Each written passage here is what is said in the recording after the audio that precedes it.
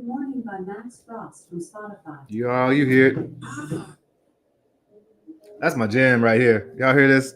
Jimmy the Jim, ding, ding. I wake up to this every morning, 4 a.m. What's up? Good morning. I don't own the rights to this song. Max Frost? What's his name? Max Frost? Good Morning by Max Frost. Awesome. Feeling fresh like a Ziploc new man. OJ. Yeah, my muscle. Yeah. All right, let me stop. Alexa, stop. Popping like a top of a bottle, and I ain't stopping yet. Today is a brand new day. All right, that's not what this was for, actually. Alexa, stop.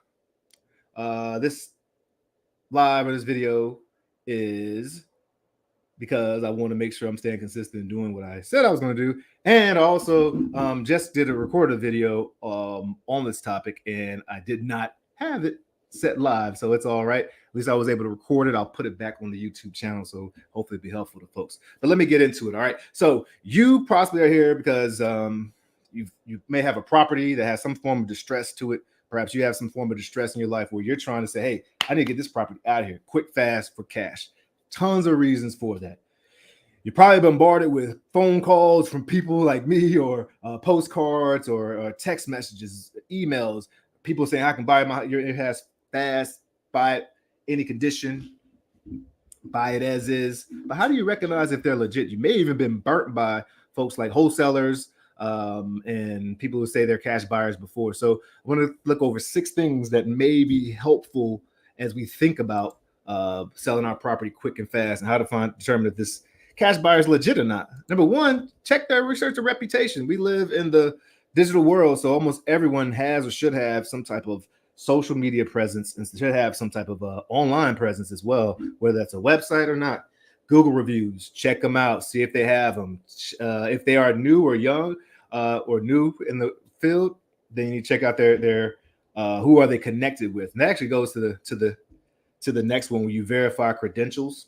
I was saying in my earlier post, sometimes you can ask for proof of funds or check on their experience. A lot of cash buyers aren't agents, which is great advantage for those cash buyers, and maybe even for you, because they don't have to go through all the stipulations. But it also is challenging, because it can present a challenge because they don't have a fiduciary responsibility to you as a client, or to the end buyers. But they should hold themselves on good accord if they want to keep lasting in this industry. I've run across tons of wholesalers, tons of buyers, and a lot of folks are really, really good out there, but there are some bad apples. When I say wholesaler, that's someone who gets a property, gets it at a deep discount by solving problems, by listening to issues and solving problems.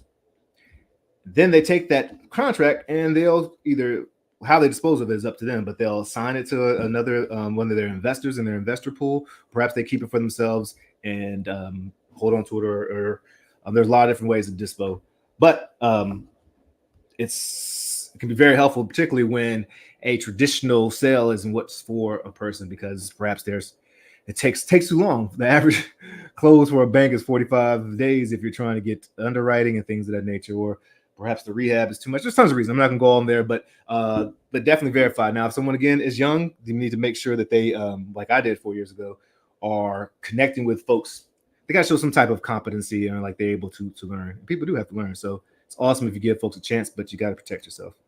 Also, take a look at their contract. Make sure there aren't any loopholes. If you're working with a direct cash buyer, they should have no problem putting down an earnest money deposit. You always have to have one. In fact, there has to be some type of vested interest into the venture, and that's why earnest money shows, hey, I have an interest in it, and I'm legally have claims to this interest. It could be $1, it could be $1,000. As a wholesaler, I quite often put down $10 to $100 because I am talking to so many people, and if I have 10 deals I'm going to close on, that's $10,000. I'm doing $1,000 a piece, but I could be using towards rehab or other tools or materials. However, if a seller does really want a larger EMD from me as a wholesaler, then I do that, and that actually leads to another point. Well, one, again, if they're a direct cash buyer, then you want a larger EMD. But the point they're making is that, what was the point? Wow, it slipped my mind. Something about cash buyers, wholesalers, loopholes. You want to check with if you have someone who's attorney, someone who can look over the contract. Feel free to do so. It should be a very simple contract because again, they're trying to trade speed and convenience and simplicity. But make sure that the inspection period, which still be on there, even though these properties are usually as is purchase, they still need to know what they're buying. You need to let them get in there. Oh, that's what I was going to say. If someone's a wholesaler and they try to act like they're the cash buyer, I tell my team members, hey, we need to be as honest as possible. Use our gifts, and one of our gifts, the I, is integrity. So be as honest as possible with your sellers. They will respect you more, and you will. This just makes things a lot smoother. And speed happens. Change happens at the speed. Speed. A lot of things can happen when we trust each other. In other words, so like, oh, George Blair can get things out. Shout out. Also, connect to that is you can seek professional help. Real estate agents are awesome for this. Attorneys are awesome for this. People you meet. It's a great way to find support. Again, you got to be careful though, because sometimes agents may want to actually get a piece of the deal, which could be very helpful as long as everyone's situation is different. A lot of times in this situation, cash money isn't the biggest objective when you're going to a cash buyer. It's some itch, some pain, something that needs to be resolved. And that's what we do.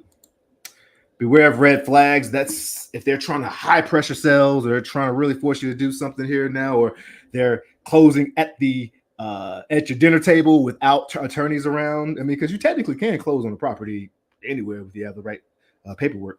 However, red flag, holla at your boy, slow down, flag on the play, 20 seconds. Let's take a time out, which actually goes to the last one. We all have our guts, and we need to trust your gut feeling, So you should work with someone that you know, like, and trust. And a lot of those tips that we just had can help you vet that out. And hopefully they'll be helpful to you. Now, if you do need support across the nation, I'm in North Carolina, but if you need support or you want to help look at your property and see if I can offer an all cash solution, holler at me. I have a almost infinite supply of funds because of the great network I have. And you see here, I always have to shout out that I can help and support with your estate administration and probate process. I am not an attorney. I'm not a financial advisor, but I do consider myself an expert in the field because just like Jim Rohn and Bill Gross said, expertise is a lifestyle. It is the commitment to constantly growing, constantly learning. And that's what I'm doing so that I can convey that to folks, use my gifts, put that value out there, and hopefully help a lot of people in this world while I'm on this earth. And while you're on this earth, you're the Life in Transitions Experts podcast. Would love to hit your like. Would love for you to subscribe. Love you to check out the other videos. I hope they're helpful for you. And I'd love for you to continue to let your light shine. But it ain't about me. You let your light shine if you want.